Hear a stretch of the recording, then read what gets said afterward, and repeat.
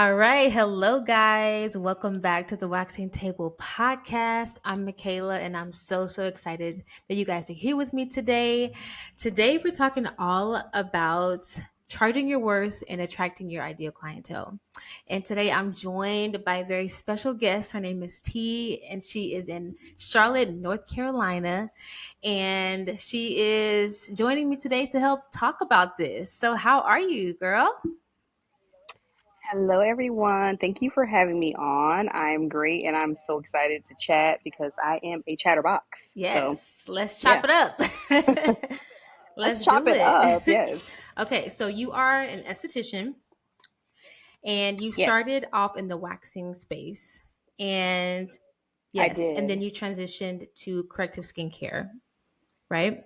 Okay. Yes. So I want to hmm talk to you guys a little bit about that because that's I think a lot of estheticians may be kind of in that space. I know I've been interested in that a little bit, kind of transitioning. So I want to talk a little bit Uh, about how you got started first in the esthetician world, and then what made you go into waxing, and then transition into to something different. okay.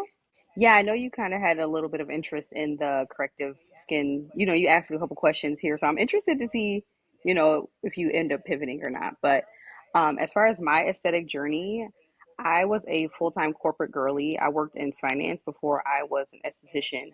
And when I was working in finance, my supervisor just noticed that I came to work, I looked nice. I watched a lot of YouTube videos, skincare, makeup. So she's actually the one who suggested that I go to school to become an esthetician. This is 2018, and an esthetician was like unheard of at the time. Everyone was a lash tech back then, you know what I mean? And maybe there were estheticians. I know there were estheticians, but everyone was a lash tech. So I looked it up and found a school. I ended up going to Aveda in Charlotte and quit my job, took out my retirement, and went to school. And I was unemployed for the majority of that year. Um, Started working for a small chain local to Charlotte when I first graduated, and then pivoted from that space to my own during the pandemic. And I was fully doing waxes, vajacials, and within the last year and a half, I've been pivoting into corrective skincare. Wow. So what made you like make that transition? What was it for you? So from waxing to corrective skincare, it was one an interest of mine. I remember being in school and being interested in the ingredients, customizing things, and I just felt like with waxing, it was just kind of one dimensional. It's a little bit more diverse now, where there's like smaller companies are coming out with vajacial masks and like hydrogel masks and stuff, but it was kind of boring back then. It was a quick turnover. Like you can make really good money, especially if you're doing a 15-minute wax. I was doing like literally like 20, 30 Brazilians when I was at the waxing chain. So I knew I can make the money, but I was just so bored of it. And I'm not old, but I'm 32, which is I feel like a little older than the average esthetician. So I don't aspire to work that hard anymore. I do not want to take 4 appointments an hour. I don't want to talk to that many people an hour. And then I had to think about making space for, eventually becoming a mom, being married. I don't want to work that hard because I won't have any energy to put towards my family when that comes along. So it was a bunch of different things that tied into the idea like, you know what, let's pivot into correction, skincare correction. Let's charge a higher ticket, see less people a day, maybe shorten my hours, and you're more interested in it. So you're not dreading going to work every day like I was. I was dreading going to work every day as a waxer. Wow, that's so interesting. Wow. Well, I Yeah. love that you decided to pivot and choose something that you felt was, best in your career long term. I think like when I first got hmm into waxing, to be honest, I wanted to do facials, but I was like, you know what? I really want to just learn waxing. And I decided to just take that and run with it. But I've been really interested in like all of the corrective treatments that even come along with waxing, like the vajacials and like just correct, like Literally. even doing like just peels in the intimate area, you know, because I found that a lot of clients of mine would still have issues sometimes, and sometimes their aftercare would be great, but then other times they would just need a little bit more, you know. Absolutely. So do you offer vajacials still? Do you still do any kind of waxing, or is it just corrective? So I actually do, I still offer waxing, but I stopped taking new clients in January of this year. So I haven't had a new wax client since then. Now, if you want to come in and have like a corrective treatment done on your body or underarms, and it just so happens that you have a lot of hair, I'll add the wax on. If you're a new client, say you're a new client, you're like, oh my God, I really want a intimate peel, but you need the wax to couple with the treatment, I will do the wax. But as far as standalone wax Mm. services, no, no. And I even stopped accepting clients who I hadn't seen within like the last 4 months. I would refer them out like, no, you can't come to me. I'm so sorry. Because one, I really love clients who are routine. They're a part of my schedule. I'm a part of their schedule. And two, I just didn't want to continue to occupy an hour, slot of my time with a Brazilian that may just land somewhere odd, and I couldn't fill up the rest of the time. So I literally had to stop accepting wax clients. I've had people say, "Oh, just make your Brazilian service longer, make it 30 minutes." That doesn't make sense. Then that cuts my money in half, you know what I mean? So I literally had to stop accepting wax clients. So yeah, I still do waxing. They're the people who have been with me for a very long time, but standalone wax services, I do not accept any new wax clients. I love that. So how did you make that transition? Did you like what did you do? It's actually still happening. It's actually one of my biggest issues right now. So if you can imagine, if I mean, I'm assuming almost everyone who's listening to this podcast is an esthetician. You have an hour block, you have 15-minute services, you have 30-minute services, and then you have like 45-minute services, an hour service.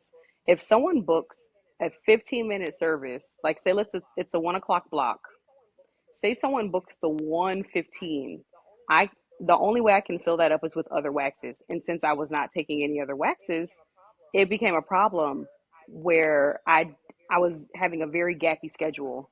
I would try to move that person, they would say, "No, that's the only time I can come." And I'm like, I can put a $300 service in this hour block, but now I have to keep it here because I have to keep the service here for a $65, you know, profit that I don't even enjoy doing. So I literally had to make the transition. So I've actually consulted with a few people, my accountant, and like, I don't know what to really call them, but like, um, there's a specific name for a person who can help you with these type of problems, like logistics and stuff Mm-hmm. like that. The problem with that is those people usually don't work in the beauty Mm-hmm. space. So, I've consulted with people and they're like, oh no, I definitely see the problem here. You need to figure out a way to get these services, you know, out and bring new services in. So I consulted with them. I hired an ad agency. Hmm. Um, and yeah, we can talk about that too because we're still in the process of doing that. But eventually I kind of came to the decision that I'm just going to have to hire someone who I trust and I want to like mold as like a powerhouse esthetician, and my clients have to trust her too. I'm going to parlay all of my wax clients onto her slowly but surely, leaving my schedule a little bit more open so I can start taking more corrective treatments. And so I'm, offloading my stuff to her while accepting new clients that way. So we're still in that transitional I period. love that you did that. Are you have you hired her already and in the process of training her and everything? No. So it's been difficult because a couple different things, which would take so long to explain. But I haven't hired anyone yet, but I do look forward to doing it within the next couple months.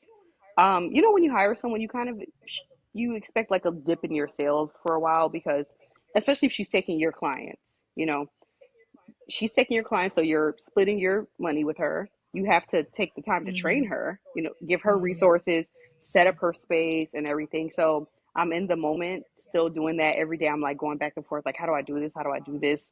Um, but it is something I look forward to. Like I said, I want to build a powerhouse esthetician. I'm not looking to open a spa. That's not like my long-term thing. I want an assistant esthetician, like a junior esty. I want her to be my right hand. I want her to know everything I know, be comfortable doing the services that I do, and I want her to be comfortable with my long-term clients so then they don't feel like I Mm, abandoned them when it's time for her to take yeah. them on. I think that's good because some people fear that when they hire a team that their long-term clients are going to feel a little bit neglected or feel, like, oh man, like you have someone they're not a you, and I don't we're a little apprehensive about, going to someone new. So that's really good that you're taking Yeah, your time and that you're not rushing into it because it is a very big decision. it's huge, and it's literally, aside from Oh my taxes, gosh. it's one of the biggest things that keep me up at night. I know, yeah, girl. Um, it keeps me up at night, and I talk about it every day to my friends, and I know they're like, "Girl, we are at the bar," and I'm like, "No, but I just listen." So what if I bring someone on, right? And they're like, "Girl, let's just drink this lemon drop and leave me alone." I Right. literally, it troubles me. It does trouble me, but I'm looking forward to Yeah, it long that's term. amazing.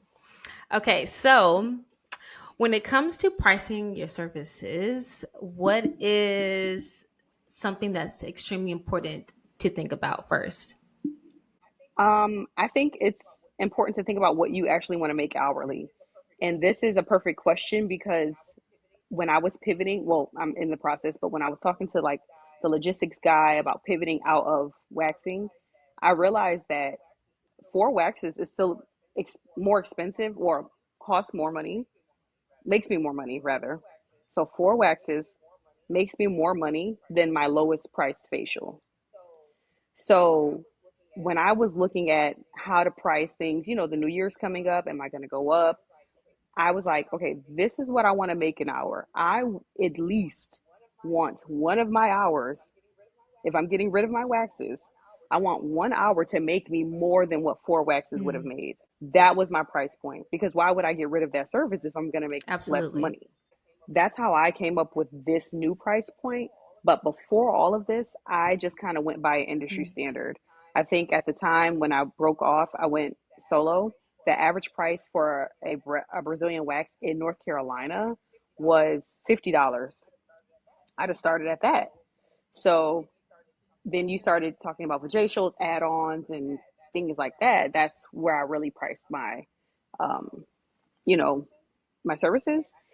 And I think a lot of people go wrong where, people go on Instagram and they see, oh, these estheticians take all these vacations and they do all this other stuff. Pricing yourself, overpricing yourself will definitely have people looking at you sideways like, hey, girl, you're a newbie and I actually don't know you and you're actually more expensive than, everyone in the area. Why would I trust you? And pricing yourself too low would make people think that maybe it's too good to be true. Why are you giving us a bargain? So it's super important to price yourself properly.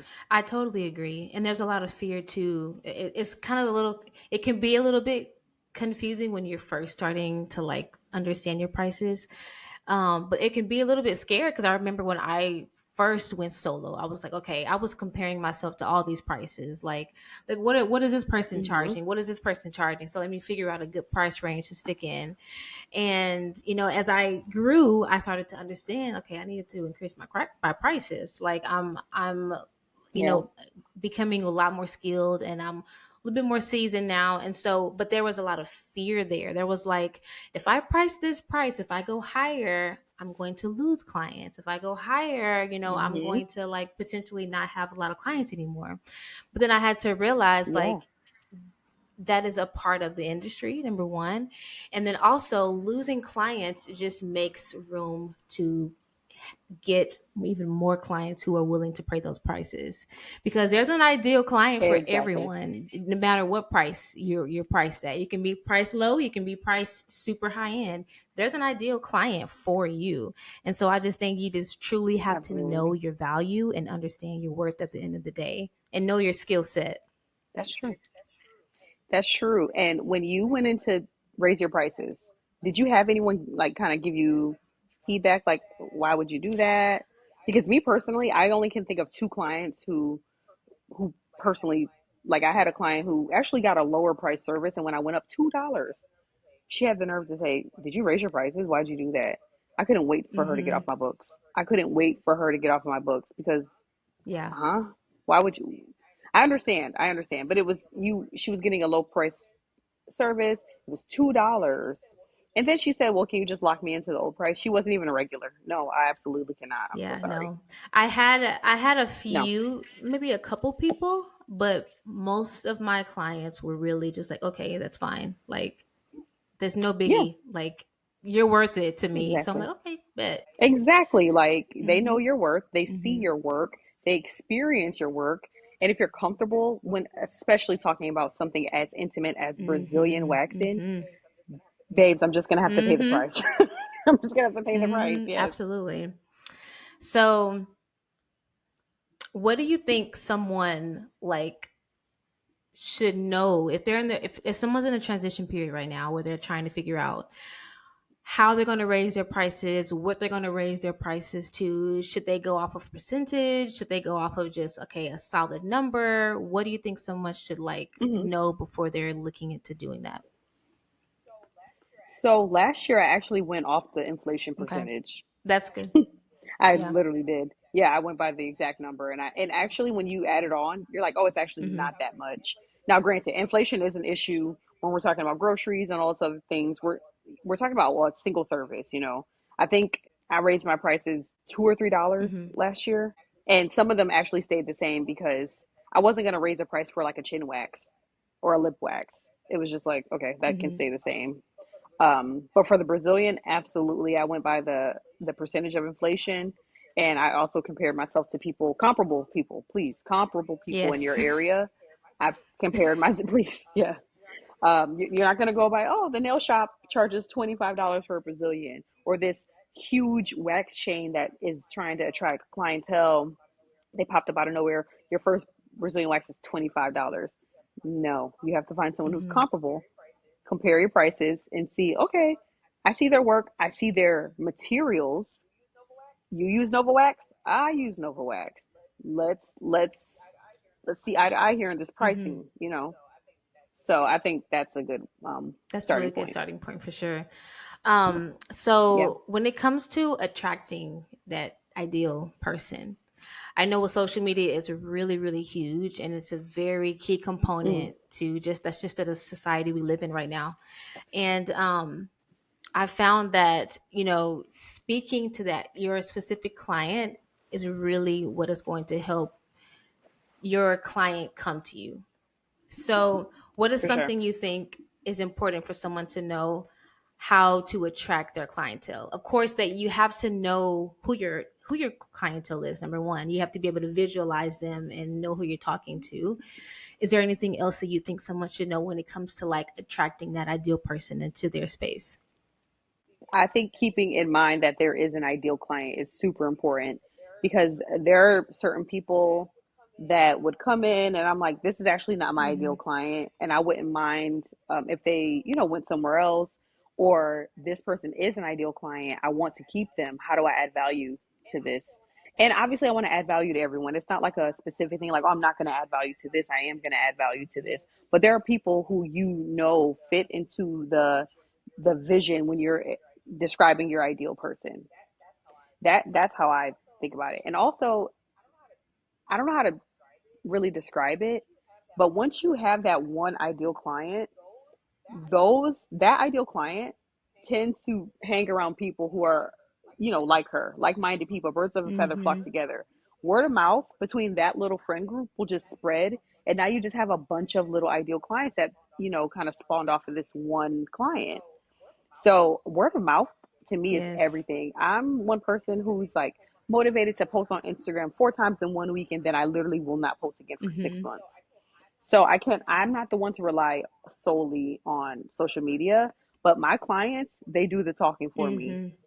They do the talking for me. And if I like this client, I like the way she presents herself, I like the way she carries herself. She prioritizes me, I prioritize her. She goes and she talks to her other ideal Yes. friends. They come to me, and now it's just like I literally have so many clients Yes, I like think that. that's so powerful. I always talk about how important word of mouth is. Okay, so here's a really big question that is kind of controversy. Okay, it's not like it's a Uh-oh. wrong or right question. It's just, what it is Okay. that you prefer. So, do you Hmm. prefer deposit or no deposit when someone's booking with you? Hey, Esty Bestie. Okay, so let's be real. We all know that the wax you use can make or break your business. Are you struggling to find the right wax? Is your current wax breaking and leaving hairs behind? Well, honey, I got you because Nova Wax is here to rescue you from the headache. Nova Wax is low temperature, never breaks, and will cut your waxing time in half. Use code TheWaxingEsthetician to save 15% off on your order. Come join the Nova fam. Oh, 1000%. I don't waver on this at all. I'm definitely collecting a deposit. Yeah. Now I'm a little different. When it comes to a new client, you're always going to pay a deposit. If I go to rebook you, which is also a good tip, I feel like, a lot of people open their books. I think you open your books at a certain time. I don't do that. My books are always open. But when my client leaves, within that 15-minute appointment, I rebook them for the next month. I tell, and you know your client. She's a Tuesday client at 2 p.m. almost all the time. It's her lunch break. She's 8 minutes away. You know that this time fits her. I ask her, does this fit? She says yes. We rebook it. So yes, I know my clients. I know that they like to come in at this certain time, so I rebook them. When I rebook that client, I will rebook without a deposit. But the way that Vagaro works is if that doesn't work, if that time doesn't work for that client anymore, they'll go on, move the appointment, then they're triggered to pay a deposit because it's kind of like creating a new Mm, appointment. So if I trust you, you're a good client, which is no lie, 98% of my clients are amazing. They are great. I will rebook you, I will pre-book you, and I will not have you pay a deposit. Now, if you tend to be flaky, which I only have a few of them, I will charge that deposit when I go to mm-hmm, pre-book you. I personally will be like, hey, does this time work next month? Is this card okay? Okay, charge the deposit. And they never say mm-hmm. anything about it. The clients, they Um, know. I have They people come to, know. yeah, they know. I we have to build that trust back up. So yeah, when you go on initially, you pay a deposit. That's non-negotiable. I can't even work around that. But when you come in, we build a rapport. I pre-book you for the next month. You don't have to Yeah. pay a deposit. I will say that I Yeah. agree with that train of thinking now, especially because I just moved and I'm in a new city in a new space now. I have a deposit now. Beforehand, I Yeah. didn't, and I was okay with that during that time. But of course, I ran into like Hmm. we have those last minute cancellations, and I'm like, I can't fill that spot in enough time, and I I can't have do all these it. gaps in my schedule, and then I had some clients that would be kind of repeated like cancellations, Hmm. and it just got really tiring, and I'm like, yo, this is my Yeah. time is money, like I cannot continue to waste Yeah. my time here. So when I decided to reopen, I was like, deposit is absolutely going to be what I am going to stand by. And I feel like that For sure. really gives clients, like, it puts the ball in their court because like you paid already, and Hmm. so I feel like they're more inclined to Yeah. show up, or they're more inclined Show to up. really communicate with you, like if they can't make it, like really what's going Hmm. on. So Right. I agree with that. And then when I go to pre-book as well, I don't require them to have a deposit either. But if they go online, if they have Right. to reschedule or something, then they will have to, Then yeah. they'll pay the So deposit. I agree with that. Great Great minds. minds. Yeah. I think social media has, and it's our fault sometimes. It's the esthetician's fault. I think that social media has made aesthetics look like a really fun and willy nilly, dainty little funsy business. So when people are like, "Oh, girl can't make it," "Oh, girl," da da da, it's like it literally baffles me because I'm like, I literally had someone last week. I couldn't even believe she said this. She said, "Hey, girl, not feeling well. I'm gonna stay in bed." This was 15 minutes into what her appointment was Oh, supposed to be. 15 minutes into. If you don't, into the appointment, if you didn't feel well, I have a 24-hour policy. But if you tell me you're not feeling well, I'm literally gonna say, "I'm so sorry you feel that way. I'm not gonna rebook your appointment, but I will cancel this appointment for you, courtesy, because you don't feel well. I don't want you to come in anyway. You have to book your appointment, so you have to pay that deposit. I'm not gonna Hmm. do it for you." But it was just so lackadaisical. And then I reached out to her and I said, "Hey, girl, there's a 24-hour cancellation period. Da da da." She never responded. She just never Mm-hmm. cared. And I know for a fact at that point when you didn't even respond and try to, because I'm still Mm-hmm. extending the courtesy. Hey girl, I understand. I'll cancel this appointment just so you know. Da da da da da da. 24 hours. She didn't even respond. Say, oh my God, thank you. I thank you for the courtesy. Um, she didn't say any of that. And I rarely do this. I blocked her as a Mm. client. No, you Yeah. can't come back. You can't. I'm so sorry. I never, never. I've done it maybe. I've been an esthetician 5 years. I've maybe done this 4 times. She couldn't. She can't come back. You didn't respect my time, and it shows. Yeah. I can't. I can't work with Yes. that. Yeah, and you build that confidence as you become more firm in your Mm-hmm. business. It didn't come Mm-hmm. easy. It's still hard for me. I break the rules every day, Mm-hmm. every day, every And day. it's because we care. And if We care so esthetician, much, I think. we We don't want people to think care. that we just gonna just charge them for no reason. But at the end of the day, this You it's a know, business. It's a it is business. a business, and it goes into charging your worth because I had a. This is corrective skin stuff that I'm about to talk about. 2 weeks ago, I wish I was exaggerating. There was one day I had 3 cancellations of huge services. It was a $900 loss in one day. Mm, $900 in one day. I was literally baffled. I was baffled. Like the first girl, hey, my son has COVID. Did you just find out that he had COVID? I understand. Okay, let's rebook. Other person, that's the one who said, hey, I don't feel well. I'm gonna stay in bed. And then another person said she just didn't get the reminder. I'm like, it was back like 2 o'clock, 3 o'clock, 4 o'clock. I was like, no, that's $900 is what an esthetician should anticipate on losing a month. And that's a mm-hmm. lot. This was a day. This was one day, and I knew there were going to be other cancellations. It made me really consider putting some firmer rules in place because that can't happen. That Yeah. cannot happen. Yeah. Yeah. It's all about charging your worth, though. You have to realize, like, okay, I'm worth people giving me a second thought when canceling Right. appointments. So I'm still thinking about what I'm going to Mm-hmm. do about it, but you know, it was a difficult Yes, I can day. only imagine. That's a huge Yeah, loss in one day. Like, that's a oh huge my loss. goodness. It was the most I've ever lost. That was the most I've ever lost Yeah. ever.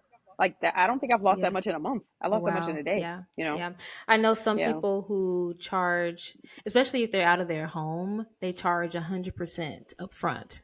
So like you have to have all the Oh yeah. coins before we book your appointment. I'm eventually gonna get there. I think by middle of next year, when I'm doing full blown corrective stuff, I think all of my clients are gonna be Hmm. memberships or 100% you pay before you come. Because I can't. I literally cannot. I told you I'm an older Hmm. SD. I'm 32. I don't have Hmm. the time to sit around and wait. I don't have the energy. I have to plan for other things. I was talking about something earlier with someone today about affording the time to dream, right? When I'm at work all day from 10 to 7 and I'm talking and having all these interactions with people, when I get home, I don't even have time to think about what I want to do outside of aesthetics because I'm so tired. I deserve people who value my time. So when I get home, I don't feel drained, you know.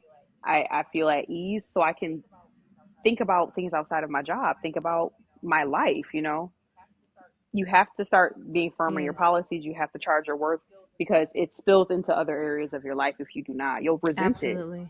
You'll resent your clients. You'll resent Absolutely. yourself. I completely agree with that too.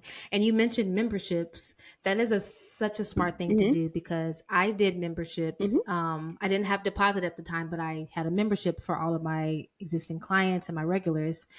And when I tell you, I felt so secure, like in what I Mm-hmm. knew I was going to be bringing in at the end of the day. And Mm-hmm. it gave my clients a sense of like, okay, I'm getting a deal if I'm, and then it gave them a sense of like, I'm getting a deal. I'm getting a little bit of a discount for me being Mm-hmm. consistent. And then it also helped, just provide security in my finances. So I think Absolutely. memberships are incredible. Yeah, I'm gonna definitely go back to that model soon, especially when it comes to something that is multiple times a month, like a acne Yeah. boot camp. I see those people twice Hmm. a month. It just kind of makes the process seamless. They're on a membership, it comes out, and then when you're done with acne boot camp, we'll move you on to like the monthly maintenance facial membership or something like that. But I think it just people don't have to pull out their wallet. They don't feel like they're being charged. It's kind of just Yeah. seamless. It's a psychology No, that goes really. into it too. Truly. Yeah, there is some psychology. Yeah. So, what do you think some common mistakes are that people make when they're trying to like raise their prices and just, charge a little bit more? Um, I think over explaining yourself when you go to sorry, over explaining yourself when you go to raise your prices. Um, I think it may come off as like entitledly a little. I don't know how else to explain it. I've made this error before. So you announce you're raising your prices. Due to cotton rounds going up 4% and the state of the economy and Star Pill raised their prices and I need to make money. I have mouths to feed and I deserve this and da da da da da and taxes and I've decided to raise my prices. People are going to be like, girl, actually, if you would have raised your prices $2, I Right. wouldn't have noticed.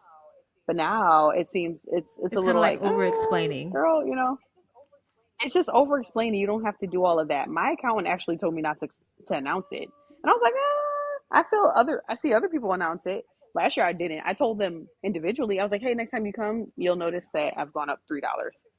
It's a 15-minute service. They don't even have time to Hmm. comprehend that. And I'm like, hey, just so you know, Yep. waxing. Just so you know, next time you come, it'll be up. And they're like, okay, girl. Anyway, rebook 3 p.m. next Wednesday, or Yes. whatever. So I don't feel like you have to over explain it. Definitely do need to know basis. The people that you trust, tell them. Um, and then also, I think another issue that may occur when you're raising your prices is like not being realistic. Don't look to social media. I want to be the esthetician that does this, and I take one client a day, and there's so much. There's a You should do another podcast episode on like romanticizing Mm. aesthetics because Lord, it's a whole genre on TikTok and Instagram by Wow. itself. But don't think about what you're actually worth. Like do the actual math. I had my accountant go in and she told me, hey, your wax actually went up by this much last year. Did you know that? And I'm like, no. And she's like, your cotton rounds went up. Da, da, da, da. She actually told me. And I was like, actually, I'm making less money by not raising my Absolutely. prices. It was completely raising my prices. It's justified to Hmm. do that. So, don't sell yourself short, but make it make sense. And if you do have to explain, just say, keep it short and sweet, but don't go into all the materials because guess what? Everyone has things that they have to Yeah, buy. absolutely. I think Yeah, that's really good. You don't, when you think about all these stores that's raised prices after COVID, they didn't explain to us. We just walked in one never, day and I was like, never. these prices are raised. What is this? Yeah. When did nuggets become $2? They used to be $1. You know Right. what I mean? But you still buy Right. the And then nuggets. and then the Dollar So Tree. Like dollars we're at dollar twenty yeah, five now. Like $1.50. they're not even the Dollar Tree. Yes. Yes. So they didn't explain it. They just did it. Exactly. So I'm like, that is, I think, a really good model to have. And if someone were to ask you, then you can then tell them, hey, just this is just the truth. Absolutely. But I don't think we have to over explain ourselves. I think clients will either make their choice to stay with you or not. And I think another Yeah. mistake too that I think that I did a little bit one year was I didn't communicate enough. And I'm learning about it's important to over communicate, not to Hmm. over explain, but over communicate. So like Yes. posting it on social media, Hmm. posting it on your website, posting it in your room, like when they're laying on the bed, put a Hmm. sign on the ceiling or something, like put it on the wall, put it on the door, like to where when you Yeah. walk up in here, you've at least received it at least 3 times. So you can't say that I have not Yes. Yes. said anything to you, and at least giving them time to choose Exactly. whether or not they want to like come back to you. So Exactly. Yeah. Yeah. And I do announce when I'm raising my prices. Like I said, my accountant, she said, you don't have to. And I was like, oh, I think I am going yeah. to tell them. And she used the analogy you used, like, oh, Walmart Hmm. didn't. And I'm like, you're right, but Right. I'm not Walmart. Right. I think So, it's because yeah, yeah, we're like it's more of like a relationship we still want to maintain a little bit with our clients too. exactly. Okay, so how do you think some estheticians can overcome the fear of raising their prices? Do you want to undercharge? if you want to make less money, you might want to just get over the fear, you know. Um, but I understand that's easier said than done. Sometimes you just Yeah. got to go for it. Um, but I would say talk to your clients. That's how I did Mm-hmm. it. Some of my clients who are just super easygoing, you know who you can talk to and who will have an objection to something. I would say, guys, how do you feel about me doing this? And you'd be surprised if you're good. They'll be like, girl, you should have done that 6 months ago. You're good. Like I tell Yes. everyone, those people will give you the confidence to do what you need to do. Don't go to the people who you know are penny pinchers because they're going to put Yeah. that fear in you. I don't want to pay anything more. I don't want to do this. And that's okay. I understand that. I don't want to pay more for anything. I have this like random wish all the time. Like if I see houses out, I'm like, you know what? If I had one wish, I would make everything that I buy now the price of what it was in 1800. Okay. I literally say that. Literally, it's so random, and I'm like, that would be nice if I could just pay a cent. If I could buy a house for $3, it would be Right. great. I don't want to pay more for anything Yeah. either, but I know that's just the way it goes. And with inflation, quite literally, if you do not raise your prices, you're making less Absolutely. Making money. none. You're making less. Yeah, You you're don't have a yeah. business at So this point. Like you're just. you're not even Mm-mm. profiting. You know what Mm-hmm. I mean? If you buy something for $1, you sell it for $1. Not only did you, and you're a Mm-hmm. service provider, you bought something for $1. But what about your sweat Yep. equity? You know what I mean? You're Yeah, negative. exactly. So charge what you're And then worth. add some because you still have to live too. Like you have living expenses, like Exactly. you have bills to pay, you have clothes to Yeah. buy, you have all these things, to get. So I think you Exactly. have to, double what you paid for and then add more so that you can have something to live off of. Exactly. Always, especially when it comes to retail. I Yes. think the that usual retail structure is like Mm-hmm. 50%. I do like Mm. 51.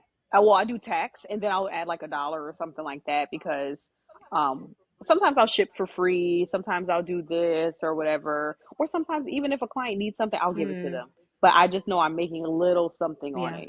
That's so good. I love that. Yeah. So this Yeah. has been so great. I loved everything that we talked Well, thank about here. you. And if you guys have any additional questions for T, I'll leave her information down in the show notes. Where can they find you? What's Please. all your social media and all the things? It's very easy to find me because I have a very limited social media. I am the Svn Esthetic, SVN Esthetic, on Instagram, and I can give you that so you can link that in the show notes as well. But that's it. And yeah, you can find me there. I'm an open book. I'm here to Yes. help.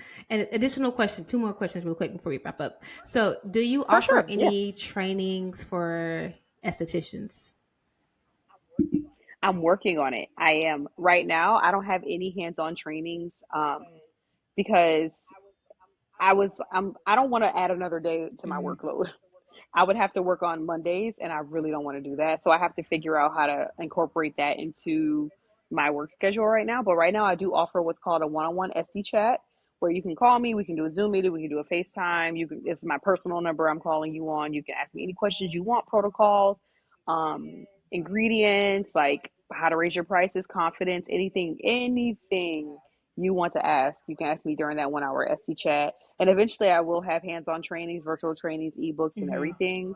But right now I'm just kind of like really consumed with the day-to-day Yeah. work of things, and I want to make my life easier, not harder. So I have to incorporate that into my existing Yes, that's schedule. awesome. Because I'm super interested Yeah. in how you formulate like all of your vajacials and your like corrective Oh treatments and stuff like that. Because yeah. I see it, girl. I see it all, and it's the results are amazing. Thank you. And you're like one of my like SD besties. We chat all the time. I tell people, I love that people are like, oh, I want to book a SD chat with you, like my SD besties, people I talk with. I'm like, girl, ask me the question. We're Right? already chatting. You've helped me. I've helped you. This is a reciprocal relationship. I'm not going to charge you to talk to me. Now, I have people all the time DM me, hey, girl, what's this? Babe, you're going to have to book. I don't know you from a can of paint. Ashley, and I see you don't even follow me. So no, I'm not. Yeah, I'm not gonna tell you anything. But you and we can exchange information all Nice, day. love it. Okay, so Yeah. what's something that you're going to do to pour into yourself? What's some self care you're going to partake in this week? Ew. Actually, today I'm gonna go for a little walk. I do live in Charlotte, so Southeast is really um warm right now. It's like 78, I want to say, outside. It's Mm, really nice. And I just moved deeper into uptown. So I just walk around and like keep people watch and just listen to my music. I walk for like 3, 4 miles and I'll be like, dang, I burned some calories. So I'm going to do that. And I think I'm going to make some dinner. I bought a little salad mix, some chicken. It's going to be good. What about you? nice. That's a really good question. I'm gonna do some stretching. I have to make sure that I do my stretching every day because, girl, That is so important. Oh my girl, God. doing Brazilians all day, you gotta stretch. Gotta stretch. Oh my God, really, really quick, really quick. Another reason why I decided to pivot out of Brazilians is because I started to have this weird pinched nerve thing in my shoulder. Oh my Yeah, gosh. it was so bad. Like, I'm not lying, it was like an 8 out of 10 as far as pain. I started going to the chiropractor, and it took a long time of me being adjusted, which I had to pay for. Each time I was going to the chiropractor was $75. I was going multiple times a week because I was in that much Wow. pain. I ended up taking 4 days off because it was an extended Mm-hmm. holiday. The pain went away, and I said, "Oh my God, it's my Mm, job. It's my job that's causing this pain." So that's another thing. I was like, I have to lighten my workload because it's actually affecting me yes. physically now. So that's why another reason I'm going into lightening my That's actually a schedule. really good point because I have issues with my hand, my dominant hand that I wax with. I started having a little bit of like pain kind of Yeah. shooting down like the side. And I'm like, it's because I'm Hmm. waxing all day. I'm using this hand and Yeah. rotating it and putting pressure and all this stuff. I would literally sometimes when I would pull the wax and like go to spin it while I'm walking over to the client, my hand would just release the stick. Like I literally could, like literally a glob of wax. Now I'm like Oh losing my money. goodness. My hand is messed up. I'm just like, no, something really has to change, honestly. So that's something that, you know, ice your hand. That can be part of your self care, stretch, Yes. and this is important. This is our hand. Hmm. I feel bad because we're not like building buildings or anything like that. We're kind of doing aesthetic work. It's kind of dainty work, but it doesn't matter. It hurts. So take care of yourself, Absolutely. girly. I agree for sure. Okay, well, it's been a pleasure. It's been so good. Yes. All right, girl. Well, I will see you and I'll see you soon. And you guys, this is available on Apple, Spotify, YouTube, all the things. And so I will see you guys in the next episode. Take care. Bye. Bye.